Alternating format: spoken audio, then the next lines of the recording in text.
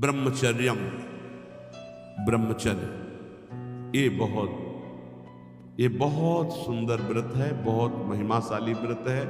बड़े भाग्यशाली हैं, बड़े कृपा पात्र हैं जो इस व्रत को धारण करते हैं।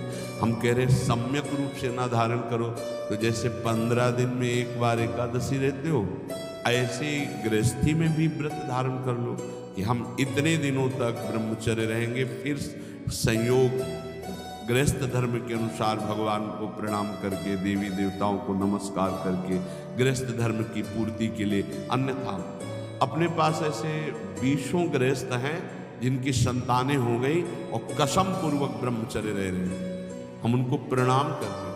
मतलब बिल्कुल कहीं 100 में 1% भी हमें अविश्वास नहीं उनके प्रति। 100 में ऐसा हो सकता है कि 90% हम कह सकते हैं, 10%, 1% भी नहीं, क्योंकि उनके आचरण और उनकी निष्ठा और उनका समर्पण बताता है और उनका चेहरा बताता है, उनके नेत्र बताते हैं वो ब्रह्मचर्य से हैं।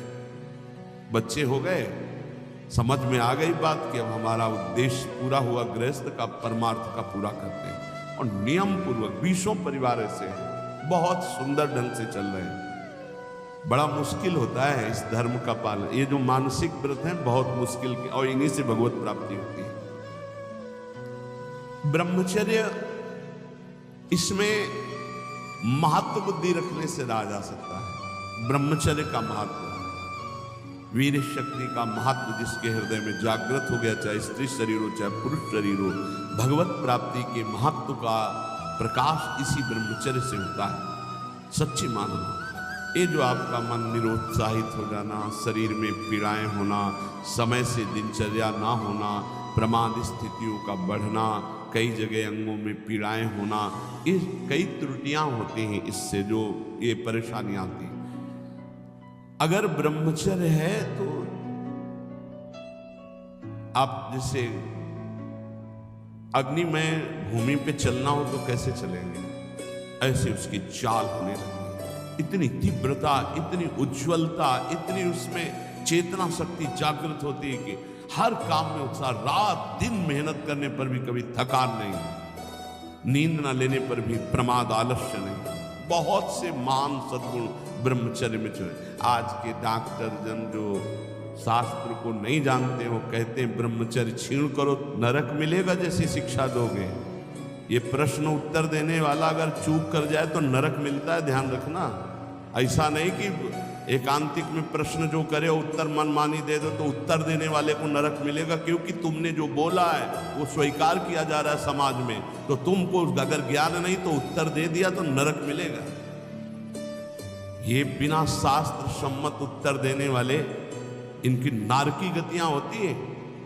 अब आपने शारीरिक संविधान का ज्ञान प्राप्त किया है तो आप भागवतिक संविधान को मानने की चेष्टा करें। आप भागवतिक संविधान का खंडन न करें। आप केवल शरीर के अंगों का ज्ञान प्राप्त किया है कि कौन सा अंग कैसे क्या चलता है, लेकिन ब्रह्मचर्य पर बोलने की सामर्थ्य तुम्हारी नहीं। तुम ब्रह्म के ज्ञाता नहीं हो, तुम शास्त्र के ज्ञाता नहीं हो, तुम डॉक्टर हो केवल अंगों के, शरीर के बाह्य एक ढांचे के, वो भी सूक्ष्म शरीर के नहीं, केवल स्थूल ढांचे के हो।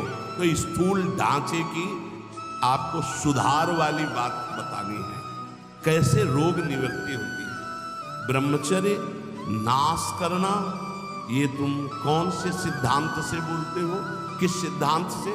छोटे छोटे नवीन अवस्था के बच्चे तुम्हारी बात मान करके और नष्ट होते चले जा रहे हैं।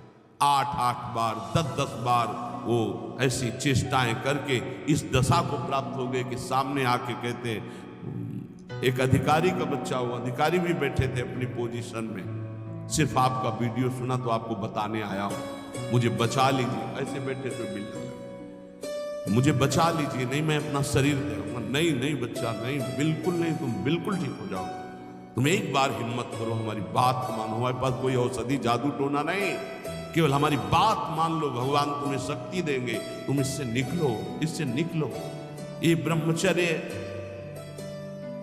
बहुत बड़ी अमृत वस्तु है, हमारी प्रार्थना मान लीजिए। ये मन जब बहुत तो भगवान छूट दे देते। देख लो, जब तुम्हें घृणा हो जाए जब तुम्हें लगे कि नहीं करना चाहिए तो मुझे बताना, मैं तुम्हें सामर्थ्य दे दूंगा।